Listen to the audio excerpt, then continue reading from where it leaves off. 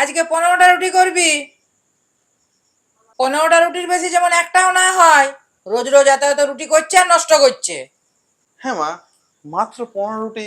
এত এত লোক ঘরে আমরা আছি, 6জন বড়, 2জন ছোট, মাত্র 15টিতে সবার হবে? হবে, না হলেও হবে। ঘরে জল আছে, রুটি দুটা করে রুটি খাবি আর জল খাবি। জল খাই আর পেট ভরে? তো রোজ রোজ গাদা গাদা রুটি করছে আর নষ্ট করছে। সেভাবে বলার নাই কিছু, আমি চললাম। বলতে তো হবে না, তুই যা। এলো ওই ঘর থেকে? হ্যাঁ, কি গল্প হলো মায়ের সাথে? মা বলছে যে মাত্র রুটি করতে 15টা, আর নাকি ওইটাতে সবার হয়ে যাবে। 6জন আছে আমরা বড়, আর 2জন আছে ছোট, সবার ওটাতে হয়ে যাচ্ছে। তো জানি তো, করলাম তো 15 রুটি, যেটা বলেছে সেটাই করলাম। তাহলে বাকিদের কি হবে? কি হবে আমি জানি না, খাবার সময় সবাই বুঝতে পারবে কি হবে। রোজ কত মায়ের সাথে যুদ্ধ করব? যা বলে আমি তাই করি আজকাল। মা বলছে যে যদি পেট না ভরে তাহলে জল খা, জল খাই পেটটা ভরা।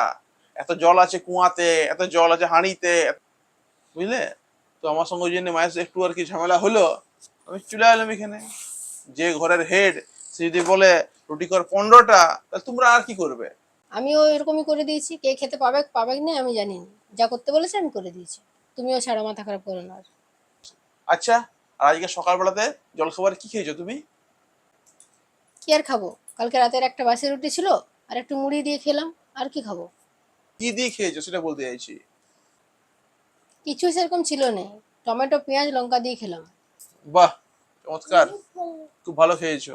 আসলে কি করবে, মানে ঘরটা না আগে এমনি ছিল না। এখন এই ঘরটা, মানে আগে অঢেল খাবার হতো, কিন্তু বর্তমানে এখন রান্না কম হচ্ছে, ভাত কম, রুটি কম, মানুষের সঙ্গে মানুষের সম্পর্কটাই কি নষ্ট হয়ে যাচ্ছে। সেটাই তো শুনে আসছি।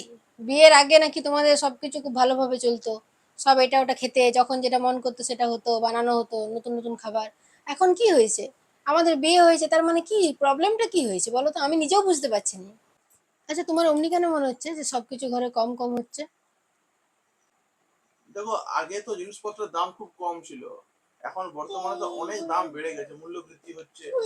পরিবারটা তো ছোট নয়, 8জন মানুষ। আর বাচ্চারা শুধু বাচ্চা নয়, এদের পিছনে অনেক খরচও আছে কিন্তু। ফলে সমস্ত কিছু তো ধরো ঘর থেকেই যাচ্ছে। ওর ধরো দুধ খরচা, ওর সাবু খরচা, ওর ওটস খরচা, সমস্ত কিছু এখান থেকে যাচ্ছে। ফলে আমার মনে হচ্ছে যে বর্তমানে যে টাকাটা আমরা দিচ্ছি সে টাকাটা কিন্তু সাফিসিয়েন্ট নয়, যথেষ্ট নয়।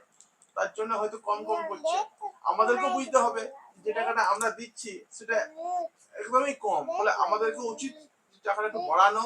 তাহলে তোমরাই দেখো কি সমাধান করতে পারবে। আমার কাছে তোর কোনো সলিউশন নেই বলো, যে আমি ঘরে খরচাও দিতে পারবো না, আর কোনো কমাতেও বাড়াতেও কোনো কিছুতেই আমি হাত দিতে পারবো না। যা তোমাদের ইচ্ছা হয় তাই করো।